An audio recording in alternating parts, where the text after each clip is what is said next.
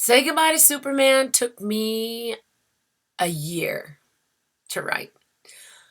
It was so sad because at the time that I was writing the song, well, a friend of mine was going through a really hard situation, and she had some kids, and she's like, you know what, I don't know if this is gonna work.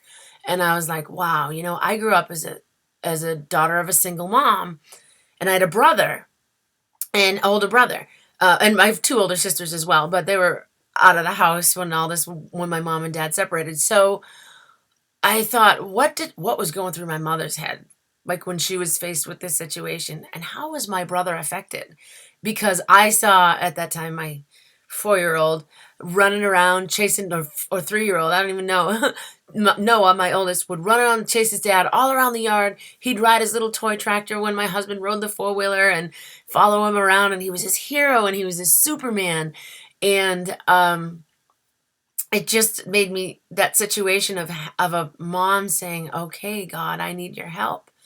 I need your help so I can tell our child that Superman is not Superman, and what's going to happen. How can I be there for him when he realizes he's just a person? He's just a man who gave into his kryptonite.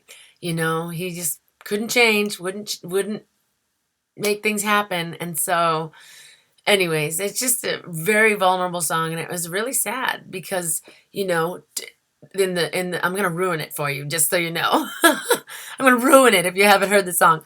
But in the middle of the song, it says, "Lord, I need your strength to help me make it through, 'cause the man who was a Superman was my superhero too." And I say that because in my mother's entire life, the one man she ever loved to this day, is probably too much information, is my dad. He is a part of her heart and her being, and just watching her go through that and deal with raising kids by herself. And I never thought as a 4-year-old what her hurt was and what her concerns were, and all that comes out in this song. And again, another very vulnerable song, but also a very based on true story song.